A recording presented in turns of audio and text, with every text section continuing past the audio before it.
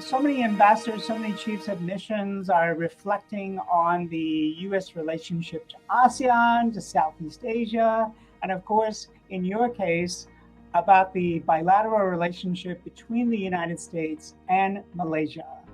So, Right. what makes you optimistic? We have been saying for years that we take ASEAN centrality very seriously in our overall Asia policy. And there's no better way to show that than to have the leaders, the leaders of the ASEAN countries together with President Biden in Washington. So we're walking the talk in terms of having this summit. And Malaysia, I'm optimistic also because Malaysia, like some of the other countries in the region, is coming out of the COVID pandemic. They've had an excellent track record of vaccinating their population. We were able to contribute vaccines at a key moment. And now April 1st, they largely reopened travel, and May 1st, they're dropping all of the travel restrictions in terms of getting tested. So we're pretty much back to normal, and I think people are really relieved.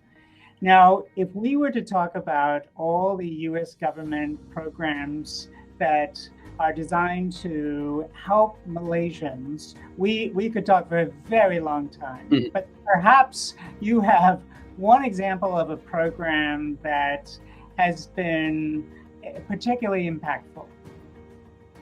You're right. We could talk about a lot of them. I'm a big fan of people-to-people ties, especially among youth. And so one of my favorite programs is YSEALI, Young Southeast Asian Leaders Initiative. We have 11,000 members here in Malaysia, and of course, there's many more across ASEAN. Mm-hmm. One of the specific programs that we have under YSEALI is boot camps. They've been partly virtual in recent years, but now we're doing them in person as we can.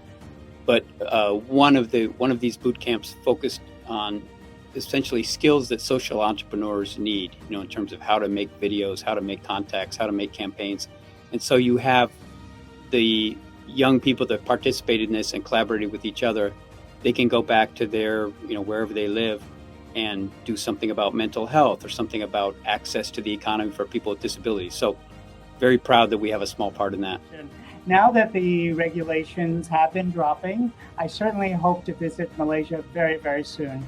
And when I do, is there any particular snack or dish, some delicacy I should try?